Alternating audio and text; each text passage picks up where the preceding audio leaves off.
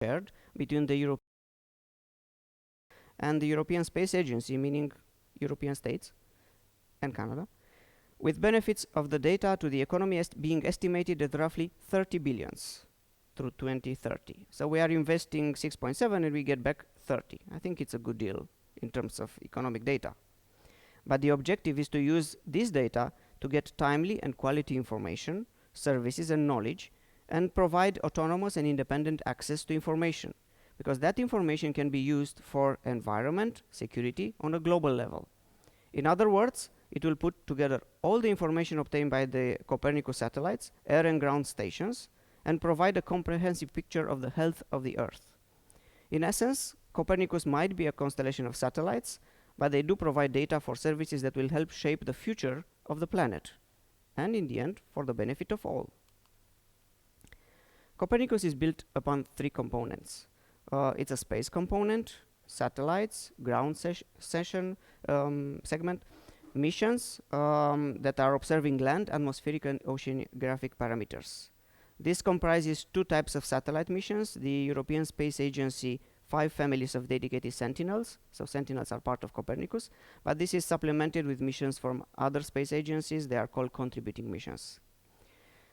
We also have in situ measurements, ground-based and airborne data gathering networks that are providing information on oceans, continental surface, and atmosphere. So we are supplementing satellites with ground data, and is providing services to users.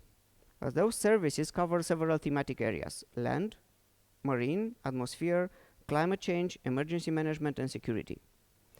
The climate change is done by the Copernicus Climate Change Service.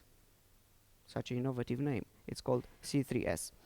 And implemented by the European Center for Medium Range Weather Forecasts. This center provides data from or through a climate data store. This is a single point of access where you have a wide range of climate-related data sets. They are distributed through a cloud and include observation, historical climate data, estimates of essential climate variables derived from Earth observation, global and regional climate reanalysis of the past observation, seasonal forecast, and climate projections.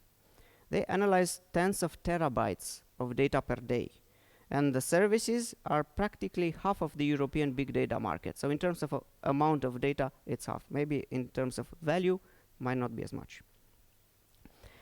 The applications are multiple. Theoretical, like climate modeling, but there are also practical applications, like in transport and agriculture, and even mundane application, because the data in the end ends up in our applications on the phones.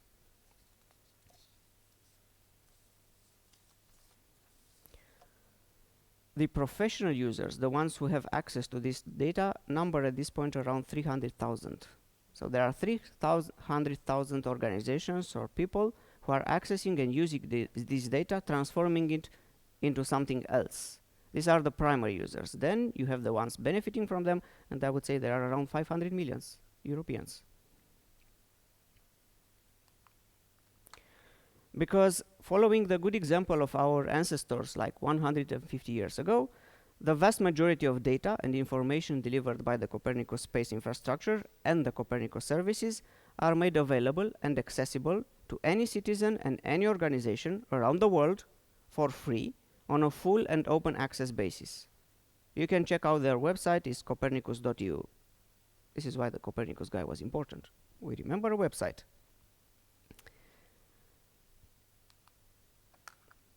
But what do we do with the data? Data that is freely available can empower companies and citizens to develop new products, new services for private and public use. For example, whenever a flood or a forest fire hits, local communities are impacted, and the amount of damages to those communities and the loss of life, unfortunately, are linked to the time it takes to evacuate or take protection measures. The sooner you know, the less the damages. And due to Copernicus data and services, which are generally used by public administrations, the displacement costs of those people were decreased lately by 80%. Because not only that we can take measures, hi, you can come down if you want. But we can also plan. Because there is an economic opportunity which goes beyond reducing losses. It's data modeling that leads to sustainable urban planning. You can plan for a city that is not in the harm's way, a city that will not burn, or a city which will not gonna be flooded. So it puts the communities out of potential harm's way, and it helps to plan infrastructure works. This is why I mentioned that this kind of services are generally used by public administrations. But once we use the data to make those communities safe and sustainable, data can be used to improve traffic management, for example, both in terms of fluidity and in terms of reducing pollution. You can see on satellite data how the cities are becoming red during the day, and it's not because they turn on the lights, it's because the heat of all the cars passing through it. And it's not only the heat, the radars of the mounted on the satellites can measure all kind of data, and they can provide you with a picture which is not a picture, it's a graphical representation of what is happening in a city. Based on those graphical representations, authorities can take measures to make traffic flow easier, or maybe divert it, or maybe give up on traffic. Because what we know is air quality is impacted by the traffic. And air quality measurements are an important tool in mitigating the negative impacts of a society based on fossil fuels. We can give more information necessary to tackle the climate change, which 90% probability is generated by man. A city with no traffic jams will offer more leisure possibilities, so you can have fun. But what if it's spring and there is sudden pollen wave and you suffer from allergies? Is there any link with the satellites? Well, if we can measure snowflakes, definitely we can measure pollen. So there is a Copernicus atmosphere monitoring service that provides data used in apps that are helping people suffering from pollen allergies to avoid critical areas or periods. So yes, thanks to Copernicus, we can even do that. But there are other use cases. On large scale, we can measure activity in the oceans, from currents to oil spills to marine life. We can count the whales in the ocean, we can count the fish stocks, we can count a lot of things from the space. Agriculture in general, forestry in particular, can benefit from multiple data sets. They are used to increase efficiency, to reduce climate impact. There are all kinds of initiatives that can predict when a forest fire can happen. Well, generally, a good person working in forestry will put a thermometer in the ground, it will or a humidity measuring device, and can tell you probably that. But what if you use artificial intelligence and you can predict there will be a forest fire in 5 years? So we need data in order to make more and more accurate predictions. And that data can come from Copernicus, and it's open and it's free. Wind patterns. Wind patterns are very helpful if you want to do a windmill farm, if you want to move towards green energy, or if you just plan to shut down your coal plant because it happens that all the bad elements are going over a city, but you need to know that. And you can determine that by studying the atmosphere and measuring the components of the atmosphere. Copernicus doesn't only provide data, because there is a huge amount of data just lying around. And if data is there and nobody is using it, maybe it's not so useful. Copernicus also provides incentives for people to use it. There are additional, I would say, funding opportunities, because Copernicus encourages initiatives, launching frequent competitions, organizing events, and all these are geared around what can you do with Copernicus data. I can mention connected actions, which are not exactly Copernicus. They are called Copernicus Accelerator and Copernicus Masters. They even generated a lot of interesting projects, like drones who take off automatically to measure more indicators next to a forest, thus showing if there will be a forest fire or not. But all this talk was in fact data about data. And it's up to us now to process that data and generate our Eureka moment, tackling climate change and ensuring the survival of humanity in the process, because in the end this is why we are analyzing this data. Thank you.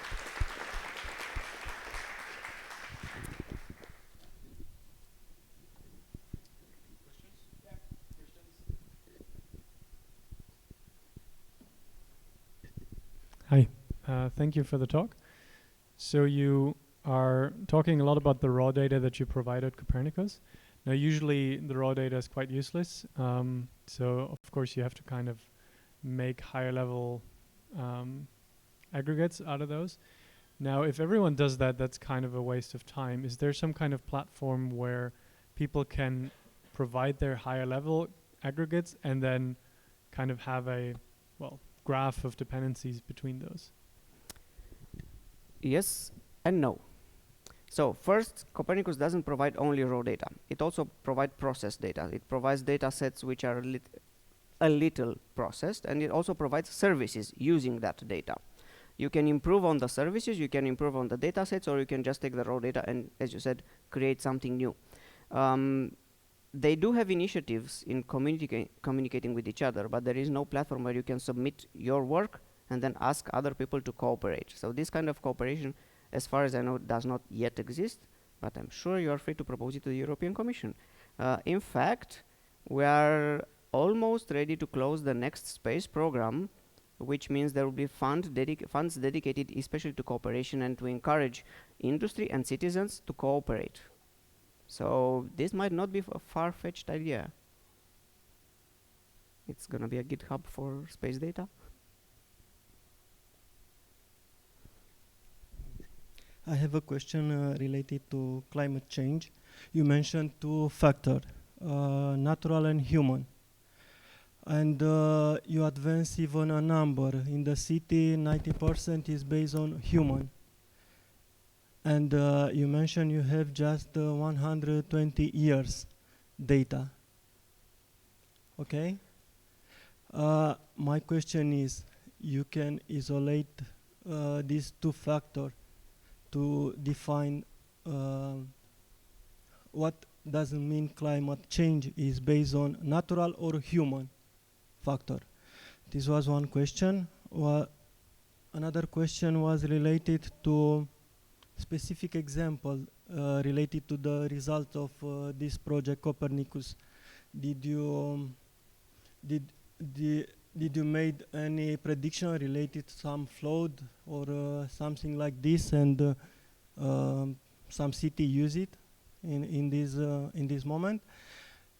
And I still didn't understand from where came the revenue on this project. And I had another idea. I think you developed some models. You can apply this model even on historical time, for example. You have just 120 years, but you can expand this prediction in the past, 1 million years ago. Okay, this was all. Thank you. Okay. First, 150 years of historical recordings means weather station. Since we invented meteorology more or less, and we had enough precise instruments spread over enough area to be able to use that in modeling. But we also have geological data, because we didn't only rely on there was weather before 150 years ago, and we have trees which are older, and then they can show us what climate events have impacted them. We have geological layers which can also show how the temperature and how the atmosphere was around a certain type of time. We have in those layers the proof that there was volcanic activity and that ash in the air cooled the planet. We have erosion, which can also show that there was a ice age. And so there are other indicators than the historical data on weather. Yes, climate changes in general is not linear. It can have all kind of impacts. However, we can also measure, we can also assess the previous climate and see how it should behave. How it should behave, this is a computer-generated model, so it's an assumption. And if the assumption says that today we should be with 1 degree in average lower, it means something has happened. We have to look for the source. And the modern instruments can help us look for the source. And the IPCC reports say that 90% likely, which is kind of enough, it's human activity. It's the fact that we have intervened in the fossil fuel, we took them out, and we released them in the atmosphere. It's not that we have created that carbon dioxide, it was there, we just put it back in the atmosphere instead of leaving it in the ground. So that's the idea, and honestly, should we do a test? Who doesn't believe there is climate change generated by humans? Lift their hands. I'm not going to hold it against you. I mean, everybody has an opinion. 90% I'm right. I claim that there is climate change generated by human. 10% you might be right. But this is a general prediction. You are asking me where did we got the 30 billions? This is the European Commission who said that this is the economic value generated by the services. And when you said about practical results, yes, recently, last year, Italy was hit by flash floods. They really used the Copernicus system to put people out of harm's way. I don't remember exactly the name of the cities, but I'm pretty sure that on the Copernicus website you have a list of success stories. Because, yes, everybody needs to see the benefits. There was another question? Third one. So I think we can thanks Christian again for this very inspiring talk. Thank you. Thank you. And we will welcome our next speaker, Elias.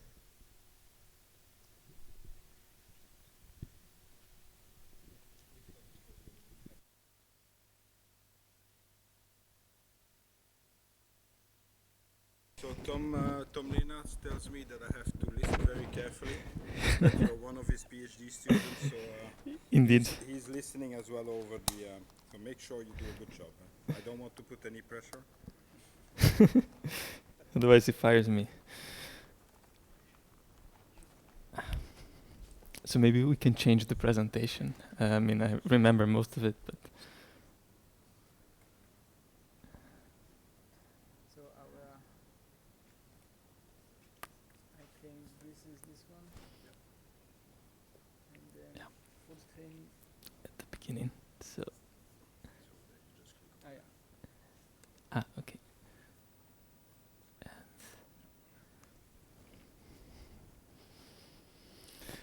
Okay, thank you all very much for being here. Thanks to the organizers for inviting me. I think we already went over the issue of whether there was someone that didn't agree that climate change is real and that it's an issue. Today I'm going to talk about the role of AI on climate change, not so much on what the previous speaker already said, but mostly I will focus on what is the place of humans here and how can we actually use AI to understand human